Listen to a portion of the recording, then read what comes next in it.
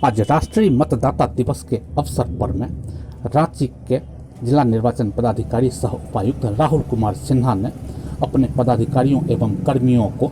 मतदाता दिवस की शपथ दिलाई। उन्होंने रांची वासियों को मतदाता दिवस की शुभकामना देते हुए कहा कि यह वर्ष चुनावी वर्ष है। लोकसभा एवं विधानसभा दोनों ही चुनाव इस वर्ष होने हैं। उन्होंने कहा कि अपने मताधिकार का सदुपयोग करें। उन्होंने योग्य नागरिकों से कहा कि मतदाता सूची में अपना नाम पंजीकृत जरूर कराएं और जिनका नाम पंजीकृत है वह अपने मताधिकार का प्रयोग सही तरीके से करें। आइए अब हम रांची के समाहरणालय में चल रहे इस कार्यक्रम की देखते हैं एक झलक। लोकतंत्र में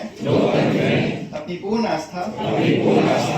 रखते हुए यह शपथ लेते हैं कि अपने देश की लोकतांत्रिक परंपराओं की मर्यादा को बनाए रखेंगे तथा स्वतंत्र, निष्पक्ष एवं शांतिपूर्ण निर्वाचन की गरिमा को अक्षुण्ण रखते हुए निर्भीक होकर धर्म, वर्ग, जाति, समुदाय, भाषा अथवा अन्य किसी भी प्रलोभन से प्रभावित हुए बिना सभी निर्वाचनों में अपने मताधिकार का प्रयोग करेंगे। लोकतंत्र में अपनी पूर्ण आस्था रखते हुए यह शपथ लेते हैं कि अपने देश की लोकतांत्रिक परंपराओं की मर्यादा को बनाए रखेंगे तथा स्वतंत्र, निष्पक्ष एवं शांतिपूर्ण निर्वाचन की गरिमा को अक्षुण्ण रखते हुए निर्भीक होकर धर्म, वर्ग, जाति, समुदाय, भाषा अथवा अन्य किसी भी प्रलोभन से प्रभावित हुए बिना सभी निर्वाचनों में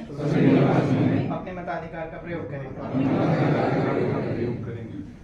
बेशक यह एक चुनावी वर्ष है। इसी वर्ष झारखंड में लोकसभा चुनाव और विधानसभा चुनाव दोनों होते हैं, तो इस दृष्टिकोण से वर्ष 2024 हम सभी लोगों के लिए काफी महत्व रखता है। तो यह अपेक्षा की जाएगी कि जितने भी मतदातागण हैं, खासतौर पर जो युवा मतदातागण हैं जिन्होंने इस साल अपने वोटर लिस्ट में नाम जुड़वाया है और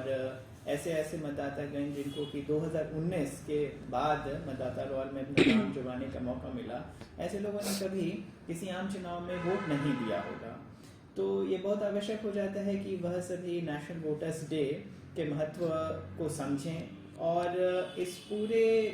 गणराज्य में उनकी क्या भूमिका होती है सरकार बनाने को लेकर, सरकार के द्वारा बनाए गए पॉलिसी में किस प्रकार से वह सम्मिलित हो सकते हैं, यह जानने के लिए उनका इस पूरे एपिसोड में इन्वॉल्व होना काफ़ी ज़्यादा आवश्यक रहेगा। तो हम सभी यही चाहेंगे कि नेशनल वोटर्स डे के अवसर पर सभी विद्यालयों में, सभी महाविद्यालयों में, सभी विश्वविद्यालयों में जितने भी युवा मतदाता हैं वह सभी इलेक्शन की पूरी प्रक्रिया को बारीकी से समझें, कैसे वोट देना है इसको समझें, ईवीएम मशीन किस प्रकार कार्य करती है इसको समझें, पूरे इलेक्शन के पीरियड में क्या डूज एंड डोंट होते हैं उसको समझें, जिला प्रशासन की पूरी इलेक्शन मशीनरी की क्या तौर तरीके होते हैं, किस प्रकार से यह मशीनरी कार्य करती है इसके बारे में भी जानें और जहां पर आवश्यकता पड़े वहां हमें एडवाइस भी करें, अपने सुझाव भी दें और हम यह यकीन दिलाते हैं कि इलेक्शन का